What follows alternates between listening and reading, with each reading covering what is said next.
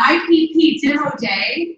My name is Kate Garvin, and I'm the Innovation Analyst for the City of Kansas City, Missouri, and I have the pleasure of managing this program. This is our second year of doing the Innovation Partnership Program. One of the authors of the program is here. I'd like to shout out to Dave Rao for passing the resolution. Thank you, Dave. That's right. And so tonight we're just keeping it like a entrepreneurial meets government world. So thus I get to wear denim with a blazer by osmosis, which is great. And I hope you all enjoy your popcorn. Reminder if you're tweeting, which we would love for people to be interactive with us, we're using the hashtag IPP Demo Day. And thanks to Rick Usher, of course, we are streaming live. No surprise. And so tonight we have picked 7 partners to partner with the city with one of their startup ideas, a tech startup concept. Some companies very young, some companies have been around for several years, and they have worked with the city for 12 weeks through a pilot program to go through the city and see what their startup would look like inside City Hall. I'm not going to introduce them because they will do that for you. However, I can say as the manager of this program, they were all amazing, and I know that you will enjoy all 7 of their presentations tonight. So before we start, we're going to have a 7-minute presentation by each presenter, and then we're doing 3 minutes of Q&A. So if you have a question, I know we're kind of sparse throughout, go ahead and grab this mic and ask a question of each presenter so we can somewhat keep them on their toes and really give them good government hazing, if you will. Before I start, the mayor was supposed to be here, and unfortunately he couldn't make it. So he has sent some welcome video for us.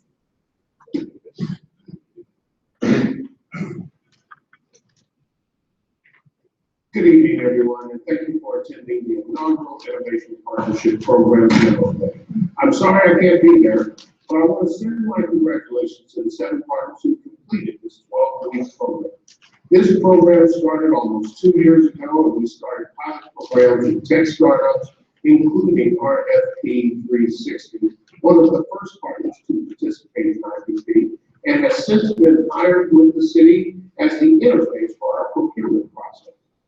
Since participating in the Innovation Partnership Program, RFP has grown their staff by 5 times, and they've increased their revenue 10-fold. I've heard from staff the incredible things these 7 companies have been doing, and I wish them a successful presentation tonight as they talk about their experiences working with the city departments. Raina, Fred, Tim, Ivan, Jonathan, Chris, and Jeff, thank you for being such a strong cohort, and best of luck. I look forward to hearing about your next steps. Okay? If this doesn't work out, it's on you. Okay, that was not the language we originally agreed on, and I watched it, and of course he said that. So, oh, yeah, sorry, we're live. Okay, so on that note, we're going to have all 7 presenters come up here. I'm not going to interrupt them, they're just going to go one at a time. And so at that note, please join me in welcoming Fred.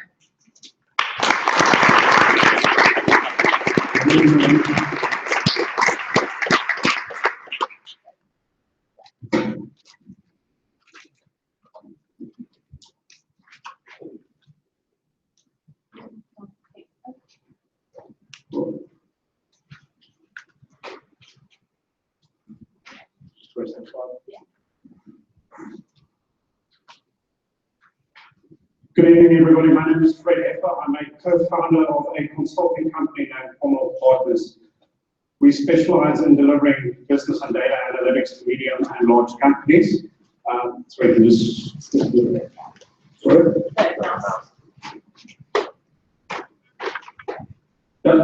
So that's where we spun out of which back in 2013. There's quite a few financial services clients out there. The common trait that these clients share, as well as these clients, is their thirst for data and turning data into an asset. What does that mean in practical terms? So this means taking disparate data sets such as ERP systems, CRM systems, Google Analytics, blockchain, spreadsheets, bringing it together in a cohesive fashion and really filtering it down to the relevant subset that executives can use to make decisions. So how do we apply this commercial data to the government? We were challenged with taking the 311 data and making that more actionable. So it seems very, very simple in principle, but there's a lot of hard work that has gone through the process. Before I show you guys the solution, I just wanted to thank the guys at the Office of Performance Management, Kate and Eric. They were awesome in defining the steer, giving us good business requirements. I also wanted to thank the EDC. So as you guys know, I'm not originally from Kansas City, South Africa via London, but they helped me, they interviewed me in London and they helped me set up in Kansas City. So what have we delivered? We have delivered an analytical platform to answer not only the 311 needs, but going beyond that. I've noted a few numbers here. Development time, testing time, users actually embracing the technology, but also efficiency numbers. I hope you guys will challenge me on those numbers a bit later on, but no, words are meaningless unless there's action. So I want to show you guys the video. It is a bit soft, so just if you guys can turn off the volume there, that would be great.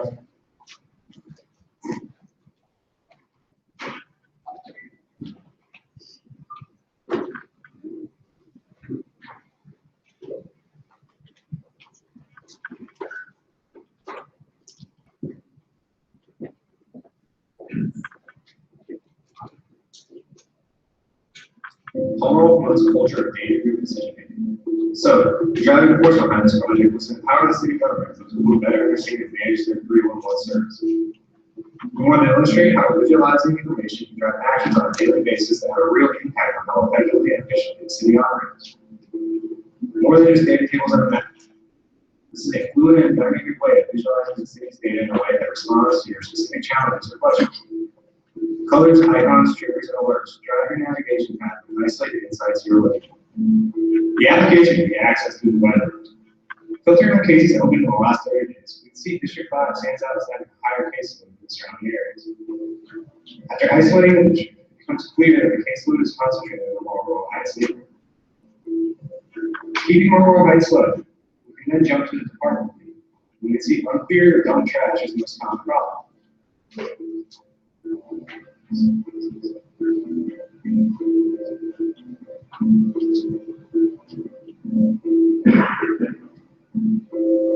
If we look at open cases on the case ID page, you can see these cases are concentrated in just a few small clusters. This is likely unique to domestic trash and domestic paper, but we can easily confirm this by following the reasons individual cases. We can set a bookmark on this view to check progress at a later date. Now, if we remove our date filter to identify order cases of the same age, we can quickly identify a few key areas problematic with trash disposal. We can highlight these as areas that need more proactive monitoring.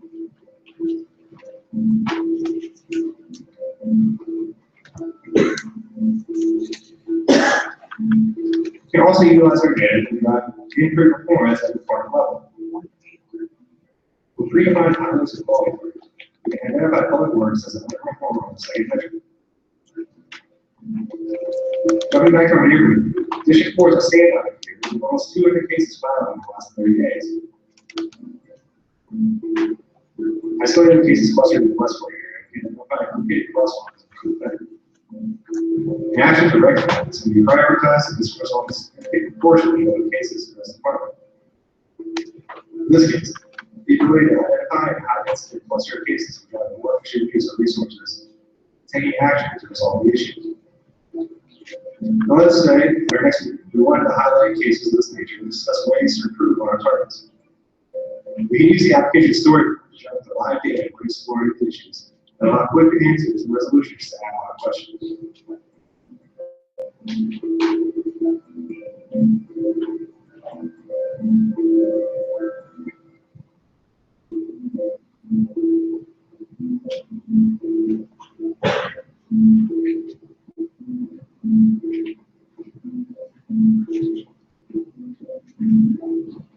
Having a full historical data set of all 311 cases at hand means we can also look ahead and use our data to plan plan and strategize for the future.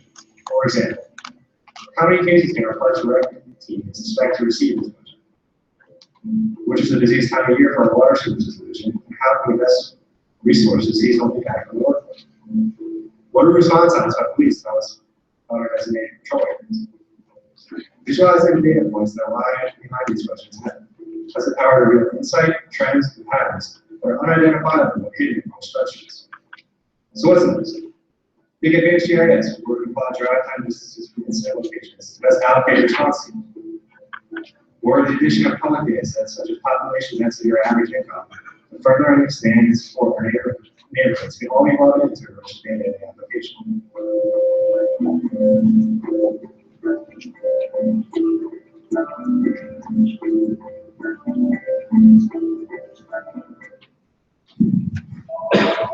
Right, so guys, that's what we produced in a course of 3 weeks worth of development time. The 311 data is really just scratching the surface. I mean, once we've got this analytical platform in place, it's open to add a lot more data, police data, population data, income data, to really drive the insights behind what is driving 311 actions and call to actions. So that's the solution we delivered, and thank you again for the opportunity. So, should open for questions. Okay, who has command? Who has questions for Fred?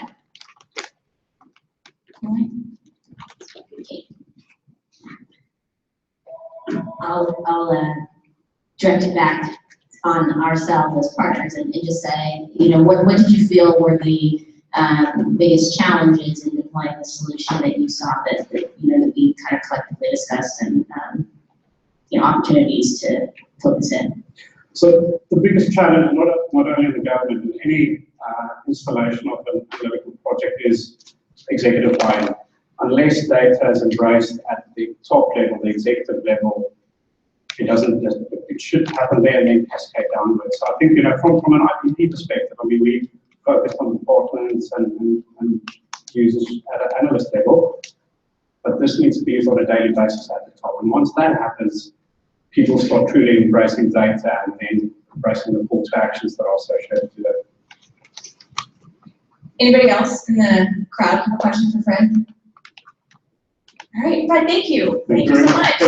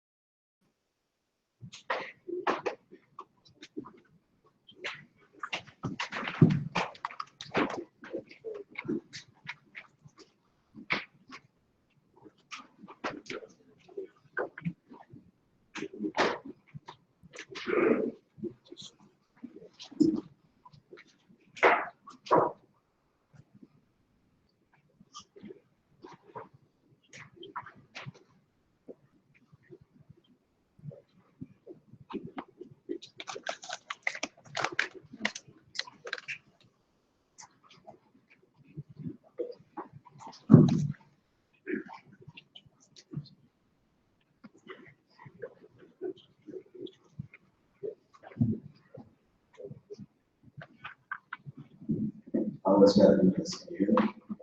Okay. My name is Ivan Drinks. I'm with Reality Technology. I used to be the former Chief Innovation Officer for the City of Kansas City, Missouri. I am currently the Executive Vice President for Reality Technology. I'm here with our President, which is Ivan Jones Jr. Reality Technology is a software company. Our goal is to provide real solutions for real people with real problems. In the Innovative Partnership Program, our task area was procurement. And so let me first of all say what the importance of procurement is. One person's procurement is another person's sale. So one can say that the best way to help small businesses would be to allow them to have the opportunity to participate in solving the city's problems. There's also an economic impact to this. Every $100, which is a study that's done by the Institute of Local and Separate Lines, every $100 spent on big box chains generates about $14 in secondary local spending. The same $100 spent on local independents generates $45 and secondary local spending. Therefore, our local economy benefits from an efficient procurement process. Looking at it another way, $10 million spent with big box chain generates about $11.4 million in local economic activity. $10 million spent with local independence generates approximately $14.5 million in local economic activity. That's an additional $3.1 million in local taxable income. So, how much does Kansas City actually procure? Based on the data that we received, year-to-date, 2016, KCMO data procurements is $1.3 billion, of which over $580 million, roughly 45%, goes via contracts. Approximately $4.5 million is for local independence, when you look at private, and another $23.4 million goes as subcontracts to local independents. So, with such a valuable process as procurement, what's the current state of Kansas City procurement process? Well, that can be summed up in saying very paper intensive. In fact, and I brought these here because I wanted to show, the process consists of 3 folders. Okay, now folder number 1 has been taken care of by, and the mayor mentioned it, a company by the name of RP 365, who has automated the solicitation process. Folder number 2 is actually contract negotiation and contract management. We took that on within the IPP program. Folder number 3 is a contract renewal, which is also paper intensive. That's another aspect of our within the IPP program. So I'd like to just say reality technology to the rescue. And in particular, our RS Compliance Manager program. And what we're going to do is we're going to demo it. While we demo that program in terms of what we've been able to do, I'm going to speak to some of the things that we've actually done within the program.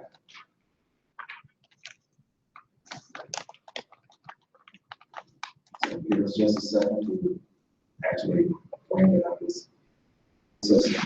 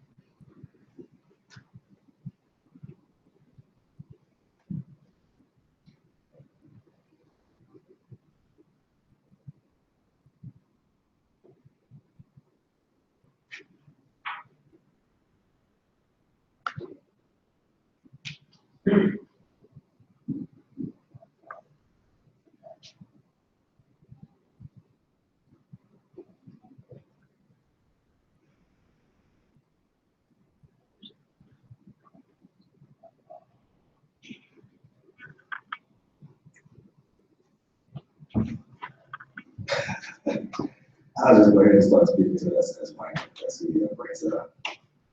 One of the things that we did, of course, in the IPP program, we incorporated the results of the solicitation program.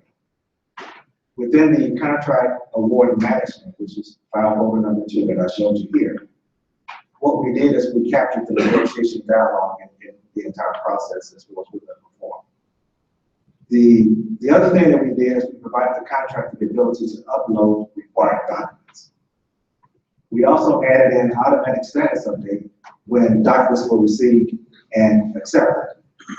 We also provide the ability for procurement to accept or reject contractor documents.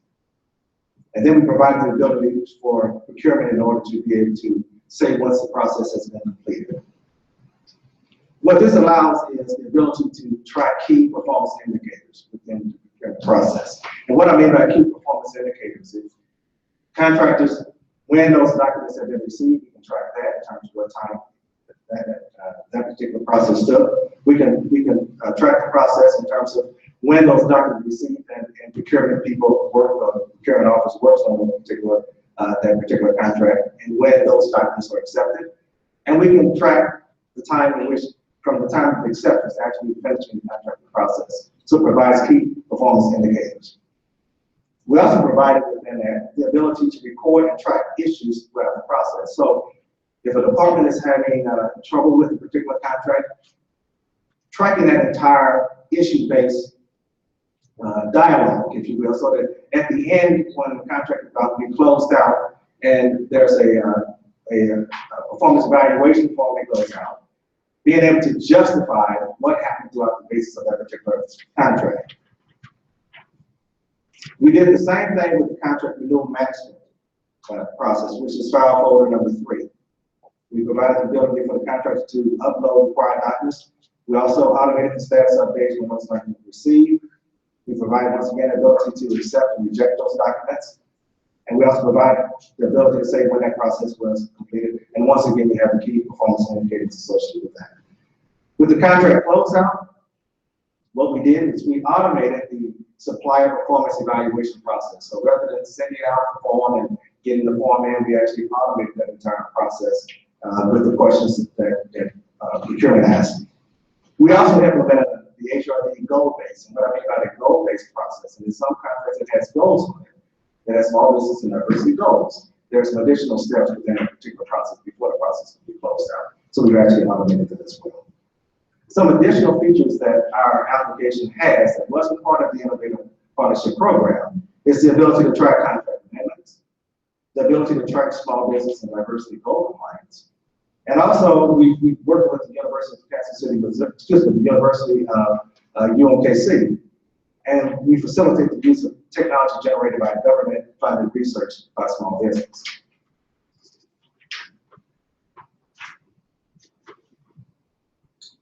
What I'd like to do now is thank the individuals from the city who was very, not only very influential, but also very helpful in this entire process for us. First of all, it was Mr. Cedric Braun with the procurement department, who was the lead on it, as well as the IPP program was concerned. Mr. Eric Clevenger, in terms of all the financial data that was provided for us that we was able to bring into the program. Mr. Philip Gilder, in terms of subcontracting information that we received from his particular department, and then a special thanks in terms of Mr. Lamont Anthony, who kind of spearheaded everything for us. With that, I'd like to open it up for any questions that you may have. Thanks, Ivan. Anyone have questions? Cedric, looking at you. Could you kind of talk a little bit about some of the other entities, government entities that you've been able to work with to show the contract compliance part as well, especially in terms of the monitoring and so forth, and how our process got overlaid to their. Oh, absolutely. We actually started this process with, we do a fair amount of work with the federal government. And one of the things that the federal government had a problem with is once you get through a solicitation process, in this particular place, in this particular instance, it was actually the financial assistance grants. And so on the federal side, once a grant was issued, there wasn't really any system in place to track and monitor compliance with that particular grant. And so they came to us and said, can you help us here? And so we looked at the particular process and we actually created a system for them to help them manage the compliance with grants within the federal government. The program is in the Department of Interior. It's working within the Department of Recreation. We just got a contract to move throughout the entire Department of Interior. So in the compliance areas is one of the things we do. We saw that same need when it comes down to the other contract. And so that's why we moved into this particular. This project was so important to us. Hi, this is Dave Olson. I'm sure Cedric will ask me about this later, but I think we would like to try to interface with you at some point in time. And so is there a possibility of APIs that we could call into to pass some data? And how does the contract get loaded in there specifically, or the contract documents? Right now the contract documents, the way we've got it set up on the contract management side, is the contract can upload the documents. But with the solicitation part of it, that process has already been completed by your particular system. So we do have the ability to create APIs. One of the things that we need to do is is really probably get with you in terms of the sort of data that we want to get. We've got some files and we upload those files from what we received, but we can make that process a lot more efficient. All right, thank you, Ivan.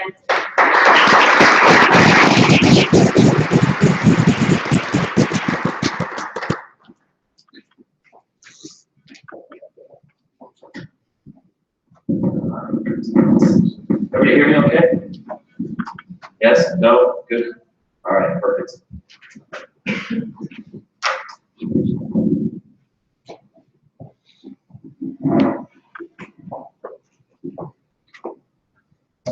All right, I'm Chris Cooley. I'm with Spider Oak, and we're excited to be here as an innovation partner today. So I got one job for you. We got a goal to meet. I want more than 2 questions out of the audience when we're done. Can we do that? So my presentation is short, so I'm going to leave plenty of time for it. So first is, who is Spider Oak? A little background on us. We spent 10 years building products that protect your information. And we fought hard against the idea that when it comes to the internet, we should just expect that things will never be as secure as the real world. We're located here in Kansas City, and we're one of the first portfolio companies of the KC Rise Fund.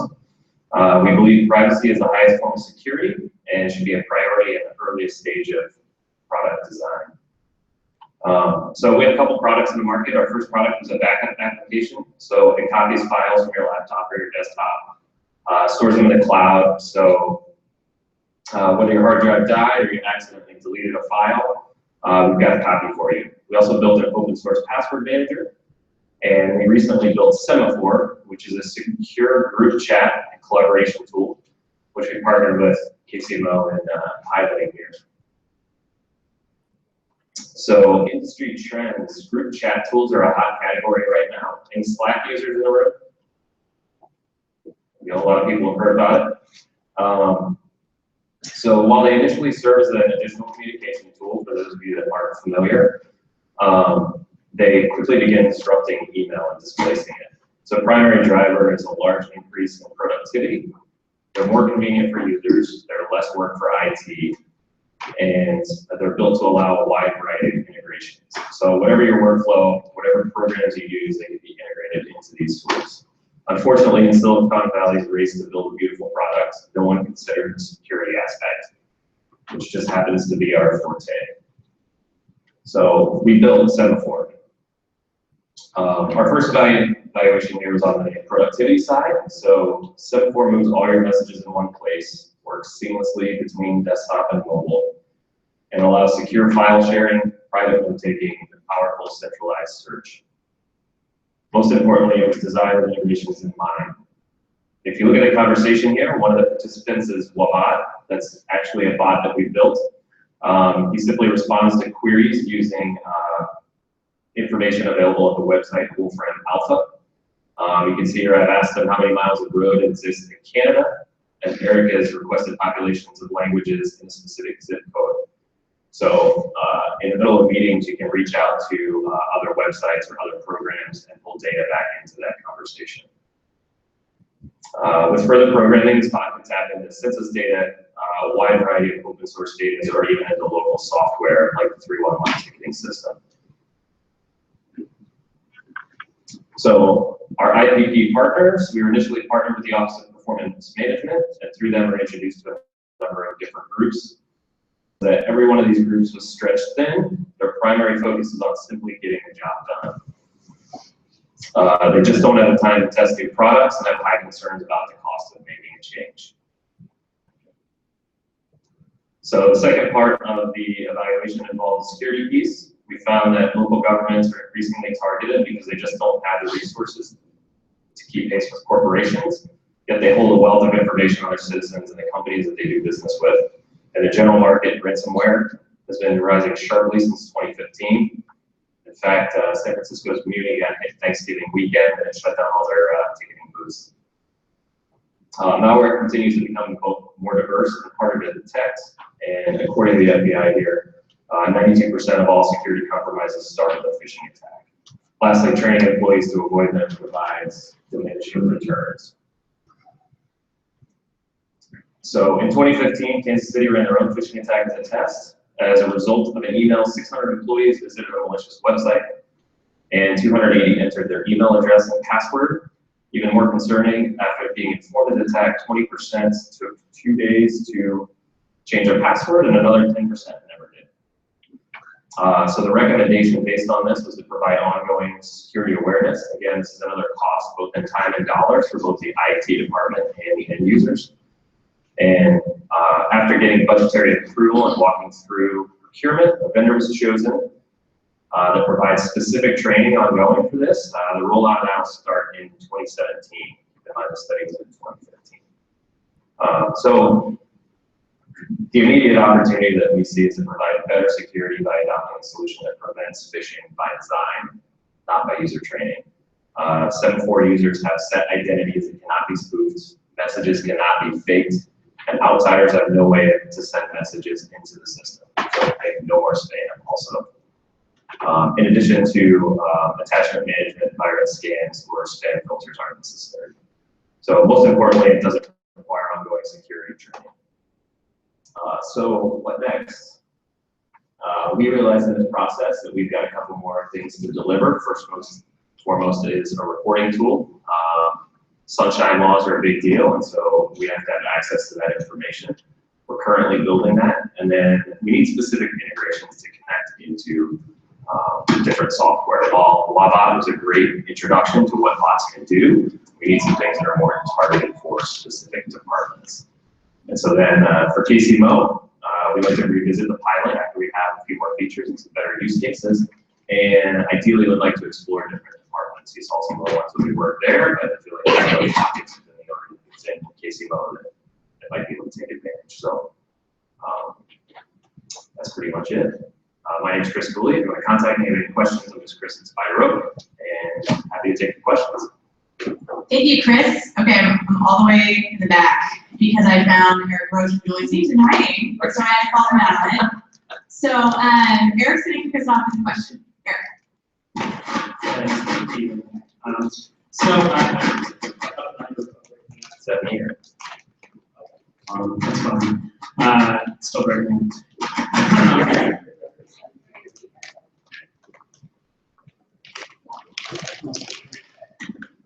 I'll just walk up here. All right, so my question is, we tried to roll this out. I think we learned a really valuable lesson that it's hard to roll out new communication tools, especially to groups of people who are used to doing things a certain way for decades now. When you look at other departments, are there certain opportunities you see, in specific departments where this tool with the security it offers, you think would be a good pairing? What do you see in the future for some government specifically? So that's interesting. So sunshine laws is kind of a big deal, right? If you're subject to sunshine laws, right now we don't have a way to report on and go pull sunshine requests. So as we started our search, we sort of stumbled into the health department, right? So they're governed by HIPAA, which is one of the exceptions. So they don't really have to, they're not subject to sunshine laws. So to identify more departments that could utilize the tool without that compliance piece, that would help us get a little traction early on rather than waiting, the 60 or 90 days before that tool is built. And then some specific use cases on what type of software we might build as an integration would be helpful. Hi, Chris. This is Chris Hernandez, Communications Director for the city. And I am interested in continuing this discussion about the Sunshine Law because what I find interesting is obviously governments need protection from certain things, the malware and those kind of issues. But as an open and transparent government subject to Sunshine Law, but also wanting to send the message that we are open and transparent. How do you get around that? Because that's my biggest concern with what I've seen so far is, when you talk about locking it down and privacy and protecting your information, anything we do can be called out by a Sunshine request. Even you mentioned the health departments, there are some exceptions because of HIPAA, but they're still subject to the Sunshine Law. And so I'm just wondering, how are you going to reconcile those two things as you market or develop this? Because to be seen as protecting and shutting it down and having privacy versus us wanting to be an open and transparent government, that's my concern. Yeah, no, that's something that we hear frequently. So really the balance that you want to strike is intention. You want to be intentional about the data that you release, not unintentional. And there's a lot of programs out there that do what we call leaking data, right? So we want to make sure first and foremost we're not leaking data. Why do we not want to leak data? Well, a compromise, what we talked about is somebody getting in and installing malware on your system. That starts 100% of the time with research. That starts with people trying to figure out who's on your network, who are your employees, what are they doing, how do they talk to each other, what servers are you running? And a lot of this initial research all starts through email. It's compromising their email account and then moving through the system. So what we're sort of saying is this is a cheap piece of insurance to stop that and to then be able to still intentionally release the data that needs to be released. Does that kind of make sense? Sure. Sure. Okay, sorry, well, actually, we're gonna go, Mike?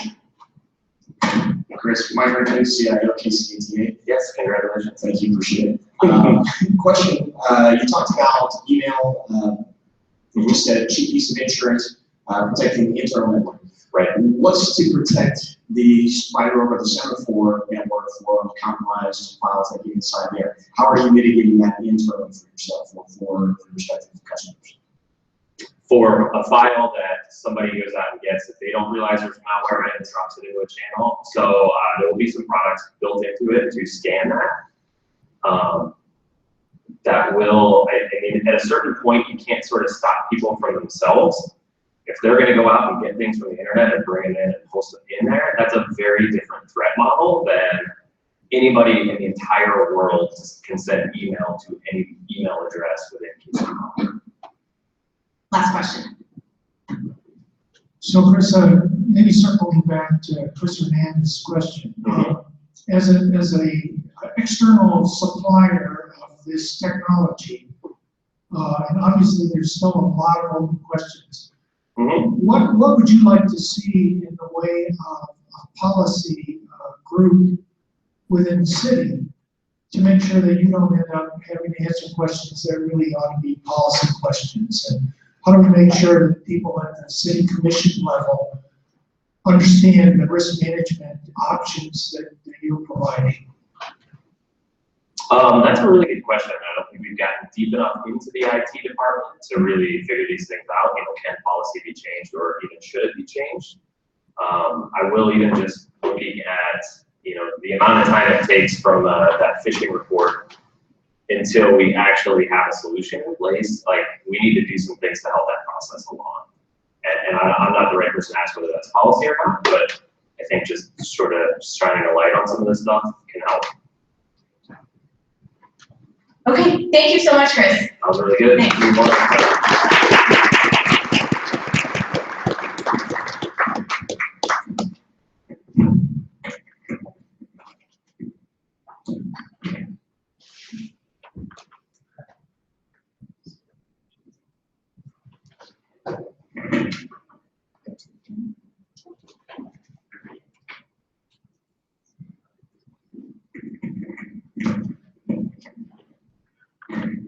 Hi, good evening. My name is Brandon Knox. I am co-founder of StratX Solutions.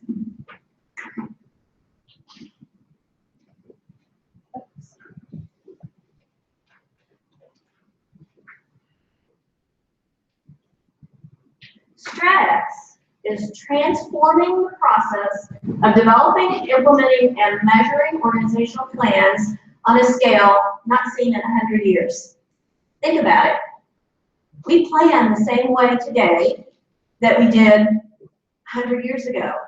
Now, our vehicle has changed a bit. Perhaps back then we used pencil and paper, and we've since evolved to using Excel spreadsheets and Word documents.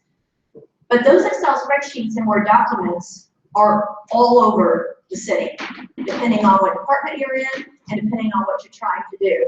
We had a discussion in our practice session as to who had the least sexy company that was coming through the IQP program. Is it strategic planning, procurement, or streets? I think it's a toss-up. Strategic planning is not a favorite thing for most people to do. In fact, when you tell them that you're working on strategic planning, there's usually a groan. So what we are offering is a cloud-based software that marries best practice strategic planning with a tool that transforms organizational outcomes providing improved organizational capability and increased efficiency in the process. So let me give you the short answer of why this is so important before I go through the rest of the presentation. Our clients tell us that they save 75% of their administrative time conducting strategic planning by using this cloud-based tool. 75%.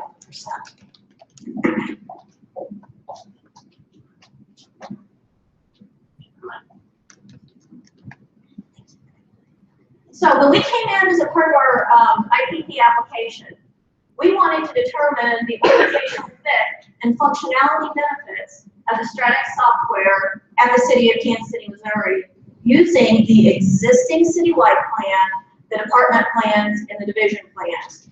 We came into the IPP with a fully functioning product. We've been in business for a couple of years, and the product was fully functioning.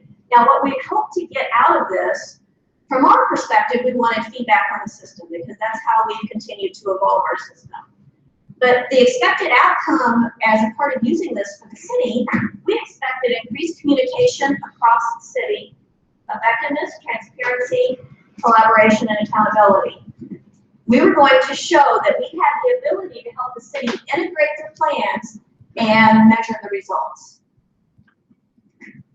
So I have to shout out hugely on the participants. Our participants at the city were highly engaged. We had several meetings. They were in the system. They were testing the system. So Scott, Ellen, Kate, Julie, Tamala, and Debbie, thank you. Thank you for your time. Thank you for your feedback. A special thank you to Ellen. She was a scheduling guru trying to get together all the meetings. So we also presented to the Office of Performance Management, the Information Technology Group, Health Department, and department directors. So our ability to get feedback and actually apply the software in the city was fabulous. We had extensive participation, and I will tell you that people don't generally get excited about strategic planning, but the participants who were involved in this process were extremely excited about the concept of being able to shorten the amount of time that they spend sending emails and trying to get status. So let's talk about, I'm a planner, so I'm going to put up a Gantt chart, right?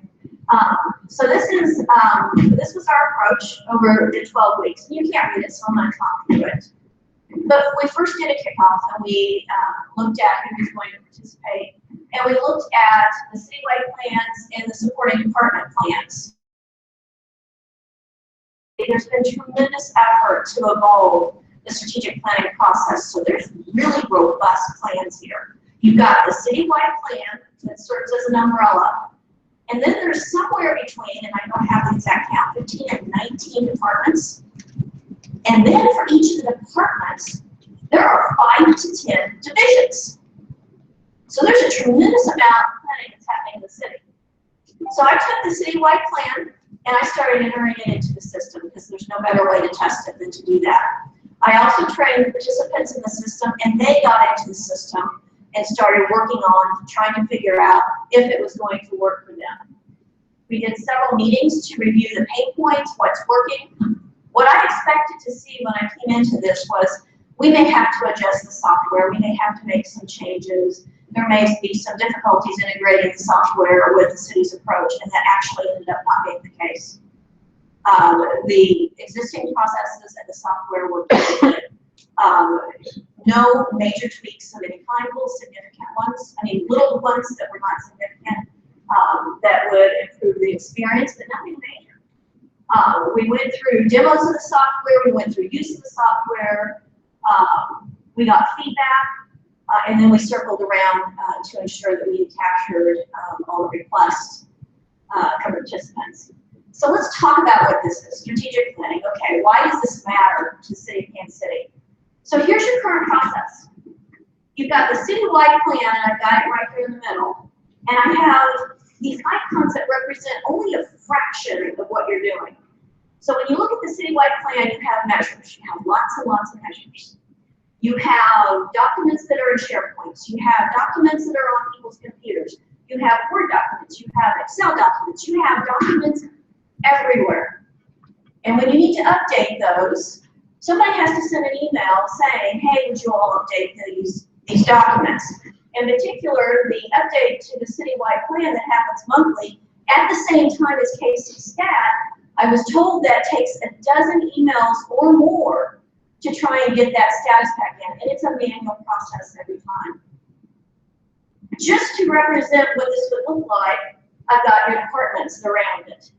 Your departments all have documents. They're all right now on a shared drive, the actual plans, but what's not there are all the Excel documents that are used for reporting, reporting status, for trying to figure out what you're going to do, what you're going to put on hold, Word documents, Excel documents. And then imagine, I only did this for 2 departments. Every one of those departments has 5 to 10 divisions. So you've got documents that are everywhere. And it's a very manual effort. Every time you try and put together a measurement report, you try to do a status report, and when you go to deploy your plans and actually do project plan-like things so that you can track what you're going to do, then those are manual and Excel documents as well. Stratix Solutions has an organizational planning software that takes all of this and integrates it in one place. So for instance, when the monthly status report has to be generated, the person signs in, responsible for that, is going to sign into the system. They're going to go to the departments they want to see, comes on the drop-down menu, and they're going to hit a report. Now, imagine that compared to dozen emails and manual documents. And then if you try to go back to something that was done previously, what if that person is left? Do you know what you did 2 years ago? Do you know where those documents are? Were you able to measure your outcomes? So on the outside here, you've got your citywide plan. Everything's in one place. You have all of your department plans all in one place. You have your division plans in one place. So your current efforts that you've been undergoing to try to tie the citywide plan to the department plan to the division plans, your goals, your objectives, will all link together in the system in a cascading fashion. Now, we're going to add one more piece to this that you don't currently have, and that's the employee work plan in the center. The system will also provide employee work plans. When people are assigned to tasks in the system, they can hit a report, one button, and know what everybody's been assigned to. You know how many hours have been scheduled for that, and you know to the person level and the department level how much effort you're going to be spending.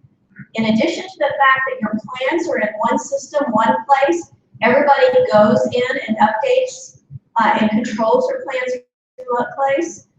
Facts and documents that support your planning are also stored in the same place. So what is Stratix? We're a cloud-based software that addresses all elements of a best practice strategic plan. It is workflow based. It will prompt you on what you need to do. It presents options for information for you to provide based on what you should be providing during that stage of the process. Communication flow throughout the organization is no longer through email. Everybody goes to one place to enter status and to review status. Training, education, and support to build strategic planning knowledge is provided as a part of this, and you get real-time measurement of outcomes. So this is the dashboard. We actually entered the citywide plan, or a good portion of it, 542 items, and this is only a small amount of your plan. 13 goals, 13 objectives, 74 strategies, 440 milestones. We didn't get too far to the action level. Good news is you didn't have anything past it. We didn't enter that part yet. So your current manual process looks like this. You have documents all over the place. You have a distributed way of managing the plans. What Stratix Solutions offers is a centralized way to control all of your plans, everything in one place, including all the documents that you need to conduct strategic planning. As I mentioned, we've been in existence for a couple of years. We have customers in all sectors. The software is not sector-based. Good strategic planning works in every sector. And then we have a testimonial from Ellen. She found that the software would be a great benefit to the city, saying, I personally believe that Stratix Solutions has produced a versatile and highly effective tool for strategic planning that will be of great benefit to governments throughout the country. What questions do you have?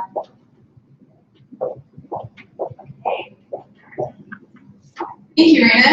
Questions? I'm gonna scoot right over to Jean. Stand back, please. While walking. Stacy. Hello. Rena, could you just tell me a little about the reporting features, both on demand and any type of specialized reporting? I sure can. So the concept of the system is real basic. You enter the information one time, and then it comes back out through reporting, depending on what stage of the process that you're in. Right now, you enter into Excel spreadsheets or Word documents, but you do it over and over and over, and you generate new reports for everything that you're doing. The system has automated reports. You go in, you go to a drop-down menu. Right now, there's about 18 reports that are in the system for every stage of the strategic planning process. What we have identified with our clients is as we go forward, if there are needs for specialized reports, we're able to generate those really quickly. So you get the data in, you go, you run a report for what you're trying to do at that particular moment. Every piece of data is only entered one time. Any other questions for Rena? Okay. Just gonna come over here. I don't have a short joke for this time, so it's fine. Hi, Rena. Yeah. It's really cool. Minor speaker, because so I think we really want to know, or I'd like to explain to the group some of the capabilities for accountability through the system, and as far down as it goes into the organization, and the reminders and targeting and things like that. So. So in the system, owners and resources are assigned at the strategy level and at the task level. The people who own those or who are assigned as resources will actually manage their status in the system. So they get something done, they enter the status in the system. They identify items as red, yellow, green, and blue. The plan is set up with anticipated start and completion dates. One of the most popular features is the past due notification. Remember I said there was no past due items? But the system generates every Monday and every Thursday emails to every person who's been assigned to a strategy or to an action if their items past due. Says you have these items past due, please go to the system, click here, and enter your status. So everything is integrated into the system through assigning resources and actions. It does increase your accountability pretty significantly because at that point you have names associated who then have the ability to provide you status on where they are with their work. Okay, thank you so much, Rena.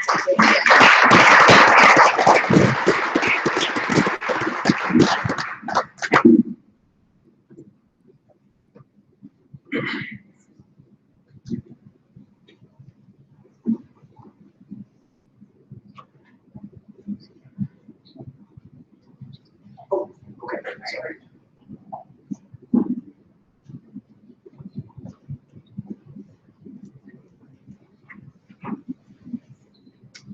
All right, well, thank you all for being here tonight. Founder of Integrated Roadways. And I think we can all agree that roads in Kansas City are in great shape. There's not any problems and everything is very well funded. Unfortunately, that's not accurate. It's not just Kansas City, it's nationwide. We have a lot of problems with transportation infrastructure, and Integrated Roadways is here to solve those. We are not a contractor. We are not an engineering firm. We are a technology vendor that provides a product which is both a roadway, but also delivers wireless services to generate new revenues. So what is smart pavement? Well, okay, smart pavement is a prefabricated pavement system. Yes, it is a road built in the factory. You've probably not seen one in the United States before, but the technology has been around for more than 80 years. It's well used in Europe. It's well used in Asia. This year, Caltrans, California Department of Transportation, completed their 200th project using precast. So just because we don't use it in Kansas City yet doesn't mean that it is not a well-proven system. The fact that it's factory built means that we can put technology inside. So what do we put inside? Well, we put what we call a vehicle detection system, vehicle detection loop. It's like a really sensitive, really high-tech version of the loop sensors that are currently in intersections. We also have what we call a combined access port, which is literally just a hole in the piece of pavement that we stick cylinders of technology in, the CAP module, as we call it. There's a router on each vertical face, and all that really means is that they all plug into each other, and they plug into a network off to the side in order to be able to provide all of the data services. And then a dowel conduit system, because this is still a piece of pavement. It still has to work like a concrete roadway. It just has a bunch of technology inside it.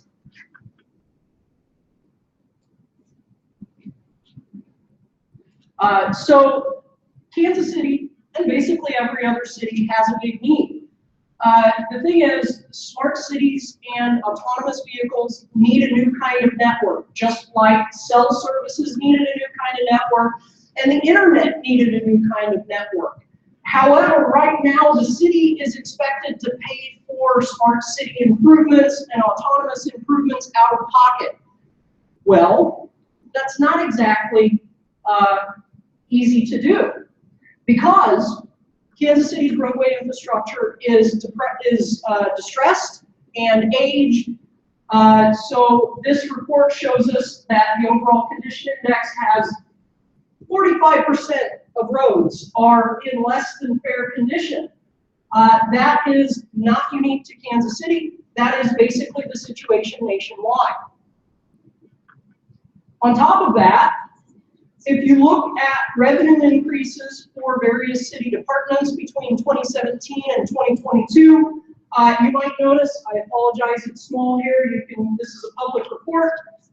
Light blue is Public Works. Does anybody see a light blue bar in here? So despite the fact that we need to improve nearly half of the roadways in the city, there is no increase in funding for that over the next 5 years. Well, how in the world are we going to pay for smart city improvements and to support autonomous vehicles if we can barely afford asphalt? The city is unfortunately in the position of resurfacing roadways that need to be completely reconstructed because there's just not money for it. And ladies and gentlemen, that is like discovering a crack in the foundation of your home and adding a new coat of paint. Yes, it hides the problem, but it doesn't fix the problem. We need true solutions to address the large extant issues in the market, but make sure that it doesn't happen again.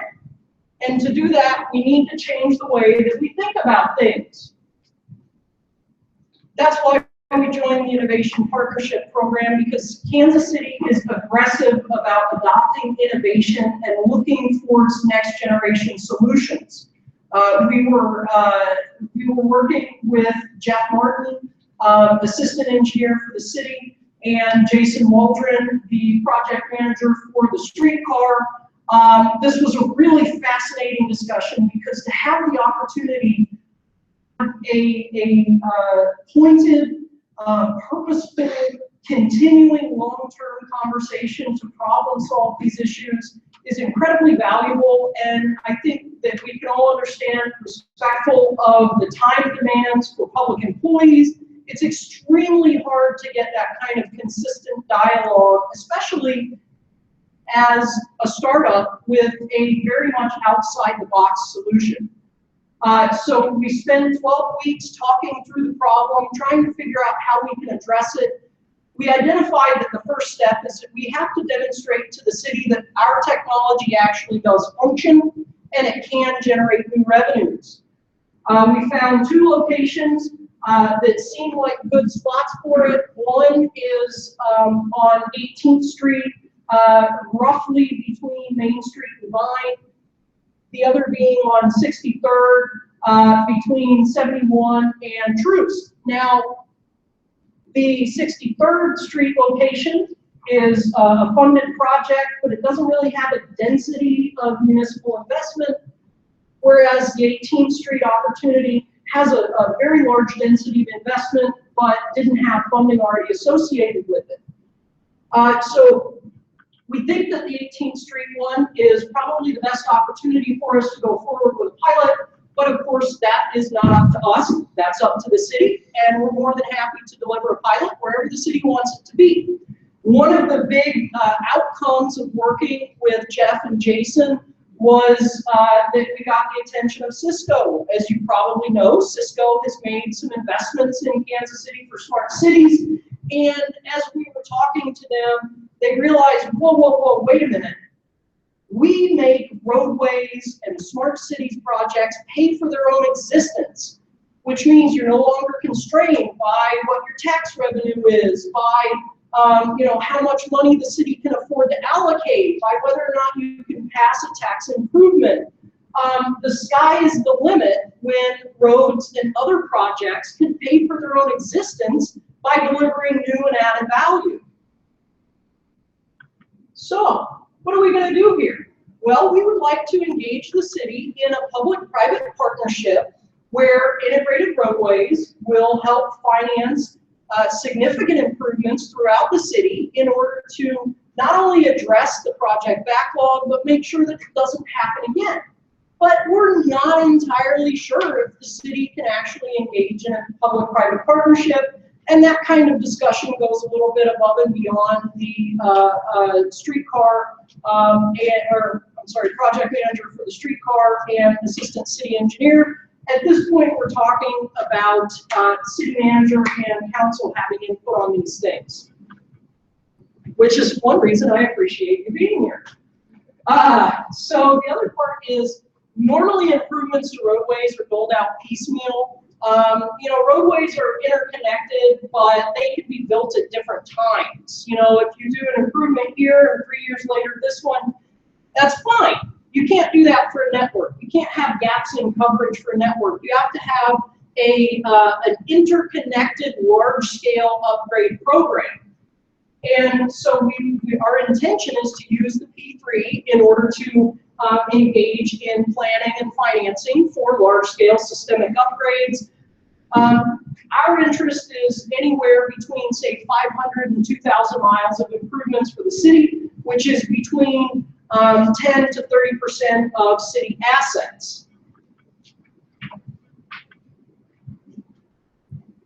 Now, instead of thinking of the roadway as an expensive, hard, flat thing that just sort of sits there and doesn't do much else, we think about it like real estate. And it's real estate that tens of thousands of people use every day and currently provides only a rudimentary level of service that hasn't really improved for thousands of years. Roads are still just roads. But what if we look at the road as being a wireless corridor, sensors and antennas and communication technologies that can support smart cities efforts and autonomous vehicles and connected cars and mobile IoT and all of the other technology that's in your pocket and in your car and soon to be on the roadway. But for 10,000 years, nobody's ever done it that way. We've only paid with taxes and tolls. So this is new, and we have to get used to it. But what does the city get out of this? Well, the city gets billions of dollars of road improvements that otherwise could not be afforded in any kind of realistic time frame. If that was just it, that would be pretty much good enough, but it goes beyond that.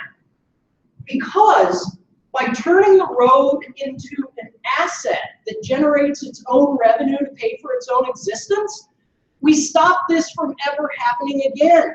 As long as the roads pay for themselves, it becomes, in a way, impossible for them to enter into a state of disrepair because you lose the revenue. And if you stop getting the revenue, well, that's nobody likes losing revenue, right? So by turning the roads into an asset, we're not going to find this problem happening anymore. Now, the last part is to position Kansas City as a national leader in civic technologies. Silicon Valley is a leader in internet technologies because they took chances, they invested heavily, and they created a density of talent. We've had some of our partners, including a tier 1 ISP, which is the company that provides internet service to the company that provides internet service to the company that you buy internet service from. They referred to this, to Smart Pavement, as the next version of the internet, because it is. Autonomous cars are going to be an enormous emerging market that represent trillions of dollars of value created in the next couple of decades.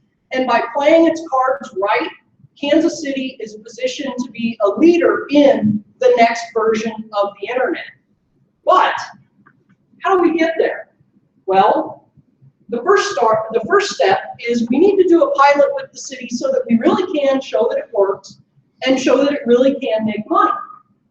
Our intention is to use the pilot to implement an autonomous people mover with KCATA so that it's not just a pilot, but it provides real long-term residual value to the community that the pilot is implemented in, and becomes basically the first leg of a system that we intend to extend throughout the city and support all forms of autonomous vehicles, whether it's personal, commercial, transit, transportation, whatever.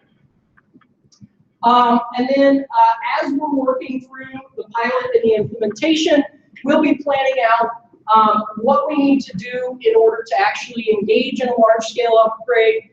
And at some point, probably near the end of the pilot, we'll be in position for the city to determine whether or not it is feasible to go ahead with the large-scale improvements. So that is probably the shortest version of this that I've ever given. As you might imagine, it's a very complicated topic. I skipped a lot of stuff. But if you'd like to hammer me about how to build roads or finance them or what services you can get from it, that's what I'm here for, and I'd love to answer your questions. Okay, thanks, Tim. Go ahead, let me mic over to you.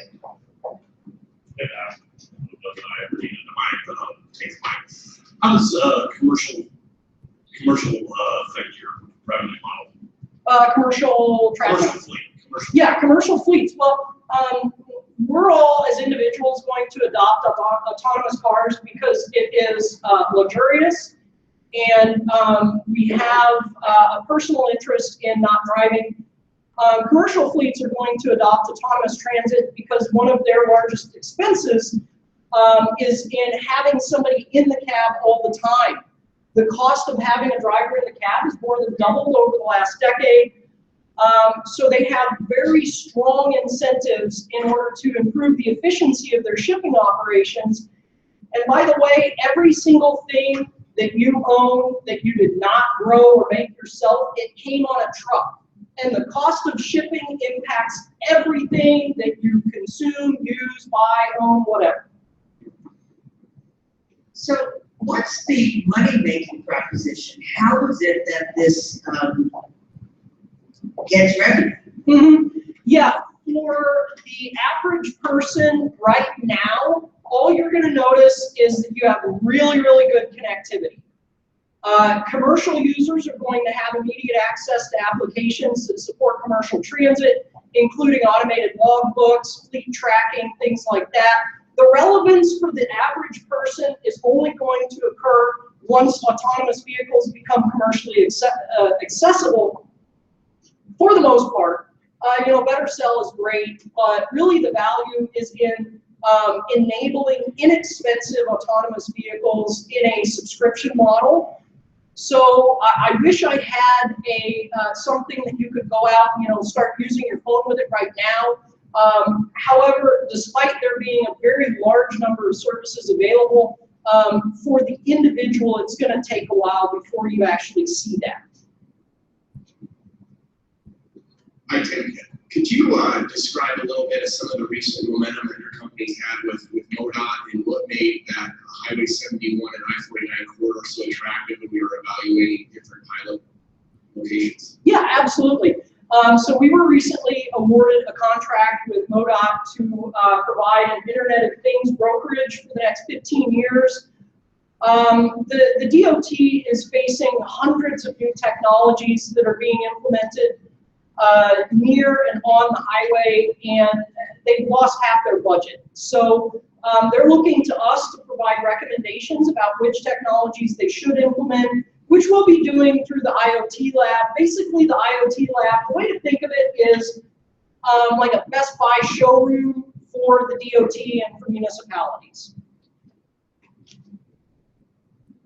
Oh, and I should probably mention, we don't have the contract award yet, but we do have an anticipation of a response from MoDOT. I know that's kind of vague, the city people get it. But MoDOT is supposed to be getting back to us about doing a 1-mile pilot sometime after the turn of the year. Okay, thanks so much, Tim. Thank you.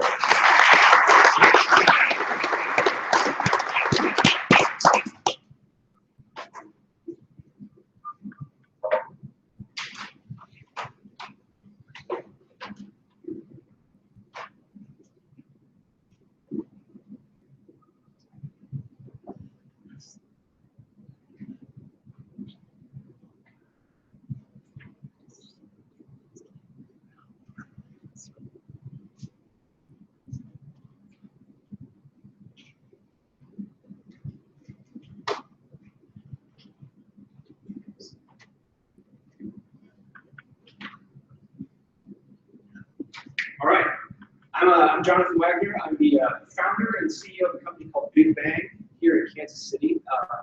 We're a 2016 launch grant recipient, and we're a cloud services company. And what we specialize in is Internet of Things and smart cities. In fact, we like to say that we're the central nervous system for smart cities and the Internet of Things. I'm lucky that Tim was here previously because I think he got you all and excited about what the Internet of Things might be and what smart cities are, but I would be remiss if I didn't give you a small pitch about that. The way that our company works is that we have customers that need a connected device. Could be a car, could be an autonomous vehicle, right? It could be a security device, it could be a smart home or smart apartment. They integrate some software that we provide them, and we also provide them cloud services. And then I think the easiest way for time permitting, we'll say that we give them real-time cloud superpowers. And really what that means is that we provide them with sort of like the 80% that they need to get their product to market. They can focus on really sort of the differentiating functionality of their product. We make sure that it's always connected, that it always works in real time, and that it's simple, easy to use, and always available. The growth of I know that all of you probably have a mobile device, a mobile phone in your pocket. I consider that a connected device. There's something like 8.5 billion connected devices right now. That's somewhat larger than the number of people there are on Earth. In just 5 years, that number is going to reach over 200 billion devices. That's not going to happen because all of us are going to be carrying around 10 phones, right? That's because we're going to start connecting cars, we're going to start connecting our houses, and we're going to start connecting entire cities. And that's where the IPP program comes in. We talked to the city when we proposed our innovation project. They have a lot of really, really fascinating data that we would like to make available. And specifically, we're looking at transportation information because it's such an interesting topic and it's so popular. And we proposed a way that we could make that data available to software developers so they could create interesting applications that work on it. And basically, our proposal was to uncover this data and to make it available and to use our platforms to stream that out to users so that you get these new and interesting applications, some of the things that Tim was talking about. And the city partners for us for this project are Jameson Ogden for the KCATA and Jason Waldron with Streetcar. They've both been fantastic partners. I'll go into that a little bit later. But we quickly ran into a problem. The most interesting data we wanted, sort of like the locations of all these vehicles, the locations of our buses, the locations of the streetcar. The information we really wanted didn't actually exist currently. At least not in the form that we wanted. We want sort of high resolution location information, and it just doesn't exist currently. We also found that the transportation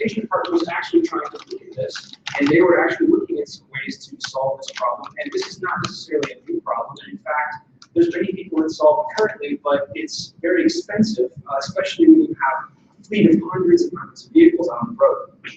So this is the part, I don't know how many of you are familiar with the show Silicon Valley, but this is the part where we say that we're going to pivot and that we're changing the plan. So instead of freeing the data, what we decided to do is we decided that we're going to help them make this data available.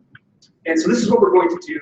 We said we're going to leverage the existing smart city network we just currently put in and still, I believe, maintain the largest smart city network in North America. It flows along Main Street, right around the streetcar line. And we're going to augment that with a new type of network that's really designed just for sort of these connected devices, these Internet of Things devices. So they have real-time needs, but they don't need to deliver vast amounts of information. Instead of delivering things like real-time video and streaming, they just need to send little messages back and forth and tell us things about like where our vehicles are, or if the door is open, or what temperature is. And we're going to create a device to leverage those networks. So I'll give you a little montage. I think for people like me that are kind of nerds, we like the idea of soldering and building products. So we prototyped a bunch of devices, and this is the device that we've actually deployed on some KCATA buses, as well as the streetcar. And there's a lot of wires and crap in there, but the really important and interesting part is that we have one part of this device that leverages our existing IoT network, and then we created another portion of this device that leverages this new network, and we're combining both of those pieces together to get the information that we want. So let me show you the network that we created. I didn't really attempt on here to show you the existing smart city network because I didn't want to inaccurately paint it, but it basically flows right down Main Street. And what we did is we augmented that network with a series of what we call gateways, which is how we get information from the devices out in the field back into the internet. So we can see that we placed a number of these strategically across the city, and this provides us coverage almost along the entire Main Street corridor and almost along the existing smart city corridor, with the exception we can't quite get all the way to the station very well. We're not quite covering the River Market area, so we might want to move another gateway up there. But basically, pretty good coverage. And I can even show you, I believe, what I can show you. We'll see if there's any streetcars out there that are out there moving around. And actually, you can see a couple of cars right there. Looks like they're almost lined up together. So this is a real-time view of the streetcars. So you can actually see them moving along with our gateways. And so those are the devices that are actually deployed in the streetcars. Let's see, go back here. Working with the city for this project, I normally have multiple bullet points, but I had to just put one bullet point here to emphasize this. Working with the city was really incredible. They made it work. They cleared all of the roadblocks for us. The only thing they wouldn't let me do is drill holes in anything. But I thought that was like reasonable. I've learned to drill some holes, but they were really waiting on us to get this hardware done. We were busy, soldering and putting all these and creating these devices from scratch.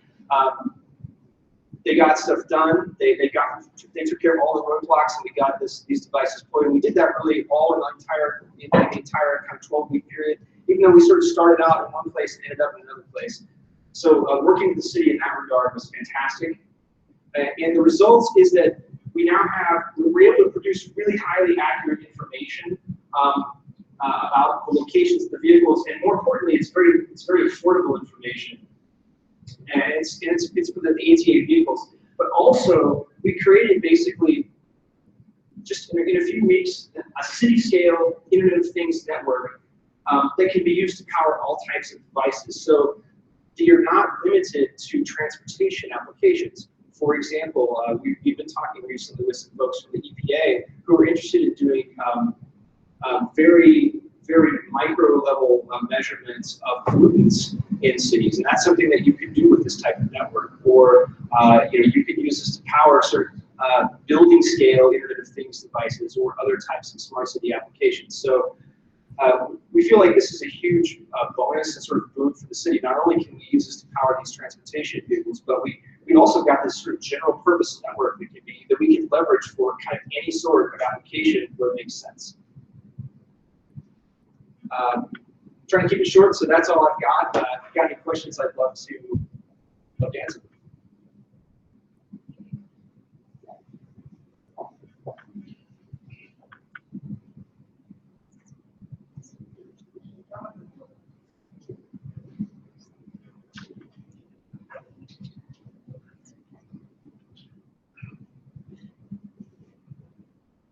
There. I'm wondering about risk assessment. You know, if we were forward engineering this and mining for the Department of Defense, there would be some pretty elaborate requirements to think about vulnerabilities, for example, hackability. We've talked about that, and issues related to privacy and cybersecurity. And so, absolutely, I'm wondering how do you see your role in that, and what other roles might need to be identified and brought to the table, so that, you know, we go from the pilot stage to the larger application, and we at least have some idea of what we're getting into. Yeah, well, I would say that that in terms of planning for this particular application, we're not doing something radically different than what we're already doing in the city. So I think that we're okay there. But you know, in terms of planning, I think that any sort of smart city application requires that we, you know, engage the city, engage the citizens, and get their input, which we've really done. We've already worked out a lot of plans around those types of things. So. Okay, for the sake of time, we're gonna move on, but I just wanna know, because I was the point of contact for Jonathan in City Hall, and it was no big deal for him to just be a software API connector to build it with a 3D printer in a Raspberry Pi? Raspberry Pi, a box to track our transportation system, and it blew my mind. So I wanna tip of the hat personally to this pivot that Jonathan did was no small feat, and at the availability that we have now to locate our transportation devices. So, anyways, sorry, I'm all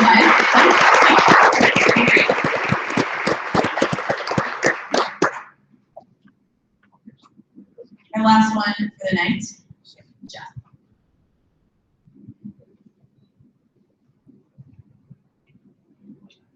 Good evening.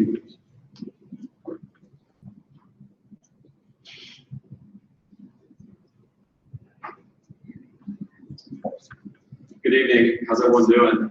My name is Jeff Dunn, Dr. Jeff Dunn. I'm the founder and CEO of Redimus Health. Redimus Health was founded back in 2012 with one physician from one system and 4 other doctors that came up with this idea that we need to make our healthcare system better. We were all friends. We came together and said, hey, we need to do something about decreasing medical error in our healthcare system. Medical error is the 3rd leading cause of death in the United States, and we together, us 5 founders, had over 50 years experience on the front line, seeing some difficult things at times. Our first concept that we tried to tackle back in 2012 was cardiac arrest. Cardiac arrest is one of the most stressful scenarios that a patient and a physician, a provider in general can go through. So this was one of the first things that we tried to tackle. Very, very low survival rate with cardiac arrest. Because if you increase the compliance of the American Heart Association guidelines, it leads to higher survivability. So this is what our focus was with the Kansas City Fire Department. We had an incredible time working with them for this pilot, and we believe that we can make a difference. So one quick story on what caused me to quit my job. I was an internal medicine physician that practiced in the Kansas City healthcare system and a large system for almost 10 years. And I had something happen to me back in 2014. I was seeing one of my patients in the hospital and had a code blue called overhead. The code blue is when somebody goes into cardiac arrest. I was seeing one of my ICU patients at the time. So I hurried over to that code blue. There's about 10 people in the room, and voila. During that scenario, there was 2 physicians staring at each other, not knowing what the next step of care was. And I said at that point, we need to do something about this. The system needs to support providers. So this is a little picture of what we've done, and this is the prototype software that we've used. What we liken it to is what it was like to use a paper map to get from point A to point B, and that navigation of what Google Maps has done to that scenario. It has digitized Google Maps to these 20, 25, 30-step algorithms at times where people's life are at risk. You can see here as you click through it, it's instantaneous. The great thing about this is it increases compliance and it also documents for you in real time. So here's the life-saving opportunity and why we approached Kansas City, Missouri. Seattle, King County boasts almost a 20% survival in cardiac arrest. And that happens with standardization with EMS providers. It's also been standardization with education, with bystanders.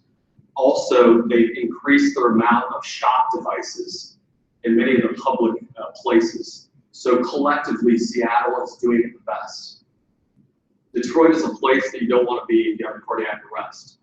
And I can tell you, there's likely many things that go into that number. Lack of standardization, lack of education, lack of bystander awareness. Kansas City is currently 8% in 2015. They were 6% in 2014. Why we approached the city of Kansas City, Missouri is we want them to be the next Seattle. And I think a collective effort, we could surpass this number. I want to first thank Division Chief Tom Collins for being so open-minded and willing to work with us. He was a joy to work with. It's essentially 90 days that we worked with Kansas City Fire Department were incredible. The first 30 days was all about what's the status quo, what happens in a cardiac arrest, having meetings with educators, having meetings with administrators, first responders, the medical director. The next 30 days was ride-alongs. We got to see gunshot victims. We got to see cardiac arrest patients. We got to see stroke patients. We got to see fires. Almost everybody at our company was able to go on a ride-along, and it was an invaluable experience. The last 30 days was all about doing the simulated testing at Metropolitan Community College. They have a virtual hospital where we can essentially take a dummy, if you will, put them in cardiac arrest and see how first responders react and how they run a code blue for a cardiac arrest. This was invaluable to see 30 tests with the app and without the app. And we are currently making software improvements with the feedback. What were the results? So we ran over 30 scenarios in our virtual hospital and found that we had a 40% improvement of compliance with the American Heart Association guidelines. You ask, what does that mean? So there's been data that suggests that every 10% you improve compliance leads to almost a 29% in improvement of that patient being able to regain their pulse, their heartbeat, and being able to breathe again. To run the app in the field with one of our resident physicians. And that person had a heart attack, went into cardiac arrest, and he collaborated with the team on saving this person's life. This is more than just a cardiac arrest tool. Our platform is an actionable clinical decisions platform. You can imagine seeing this in real time on a cardiac arrest or stroke or sepsis event or heart attack or respiratory failure is activated. We really think that this may represent what a smart healthcare city looks like. And lastly, I have a video. Enjoy.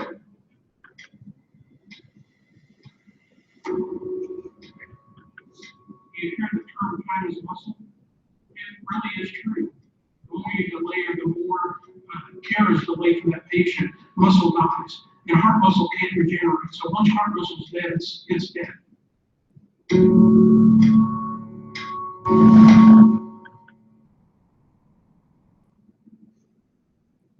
What EMS used to be was a load and go. We want to load them up and we want to get them to the hospital as quick as we can. But now we're staying on the scene, sometimes with these cardiac arrest patients for 30 minutes. And we're working at cardiac arrest, we're getting them back. We're doing everything at that home where that patient went down, doing everything on a timeline is very critical.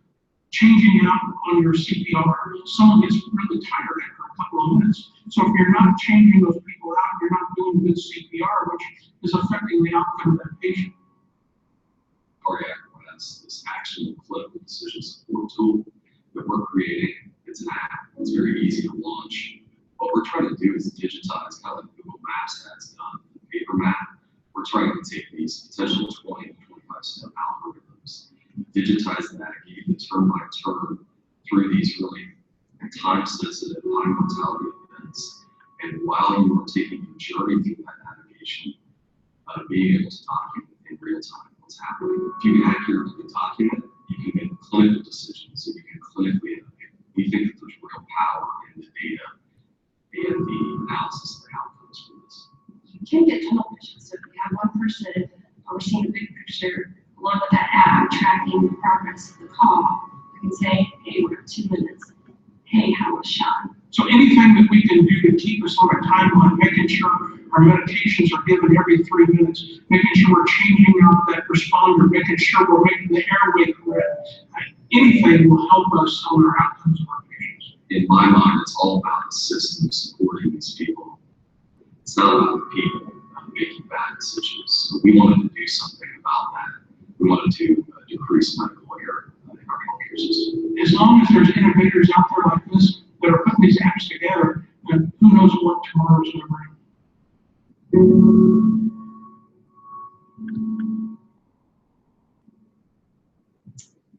And that's the end of my presentation. Any questions? Any questions?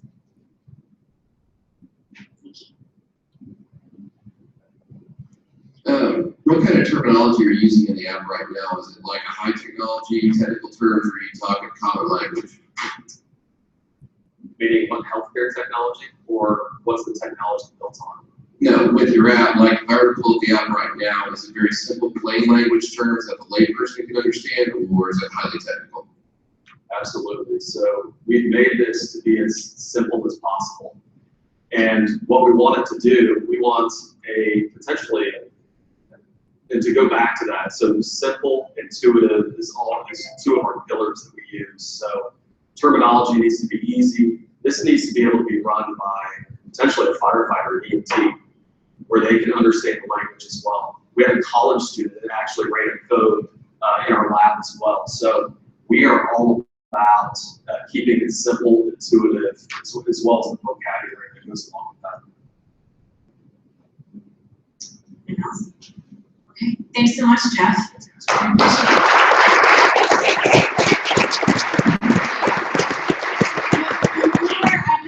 To our city manager who's been here, I want to thank everyone from the city who's come. It is such an incredible attendance from really senior ranking people in our city, so very grateful for that. Thank you so much for our 7 partners. You have been absolutely wonderful. Sorry. Work with, thank you so much. You all blew my mind and working with you, and hopefully you open the eyes of City Hall on what's possible with technology and how to better their services. So with that, I'd like to welcome Troy. Thank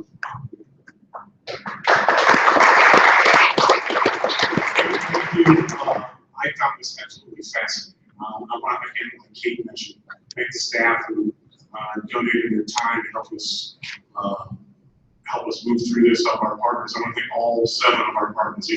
I hope we get a lot out of this. I know I get this sitting here, and it sounds like I have some work to do to figure out how to find the funding to proceed on all 7 of them, because I'm ready to go. So, again, thank you. Kate, you might elaborate on what next steps are in this process. Now we've reached the end of the 90-day process. But again, I want to thank all of our partners for for stepping up. And hopefully we will collectively make this a much better city. So thank you all for your great work, and thank you to the staff for giving them your time and talent and energy to make the city better. So thank you. Right back to you. So, like I said, last year we actually didn't have, this is our inaugural demo day. We didn't really have an application period or a pilot period. So I think this was pretty successful. We've conducted interviews with people inside City Hall with our partners to see how this worked, to see how this demo day went. And I think next year, one lesson we learned to see, timing of budget cycle, and with demo day is timing of when it's most applicable. So the city is learning in and of itself how to be a civic entrepreneur supporter. And so this is step one of many. Next year, I think we're going to have an application period around April so that we can have the 12 weeks over summertime. So by the time that's over, we won't have any budget cycle issues, and we can make some serious decisions then. And of course, we really like our competitive procurement process because we're city and I'm a lawyer. I'm sorry I have to say that. So, but you will certainly hear from us soon on the development of IPP for the next cycle for 2017. So thank you all so much. Take the popcorn to go. Thank you so much for coming tonight.